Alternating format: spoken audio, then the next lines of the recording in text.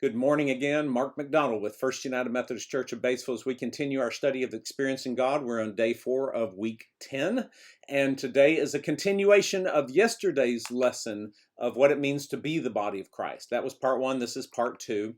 One of the things that strikes me about the lesson today is how deeply connected we are if we are the body of Christ. Notice the difference of that.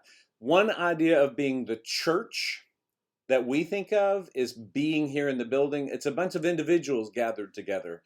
But being the body of Christ, Paul uses illustration, and today we're going to spend a lot of time on 1 Corinthians chapter 12 and John 14 and others that we'll look at. But in that, we're starting to realize that the body is connected. It is deeply connected with itself. So, you've heard scriptures of the right hand not knowing what the left hand is doing. There is some separation.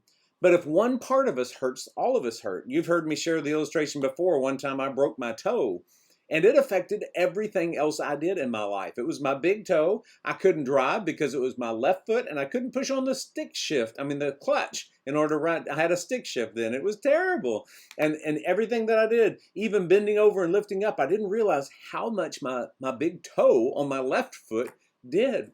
We are so connected, and I think we know that, especially today, because of COVID.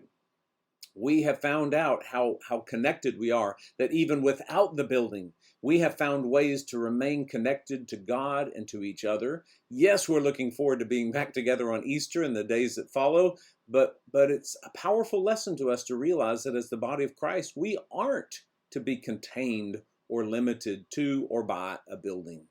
We're connected with each other in a deep relationship. So learning and knowing the will of God as a body of Christ means that we have to find our connection with each other just as much as we individually find our connection with God, and we work together in every way. A lot of questions and answers, and an interesting lesson today that I hope will challenge you to stay connected to the people in our church and become even more committed to a real and personal relationship with God and your church. Be a blessing today, church.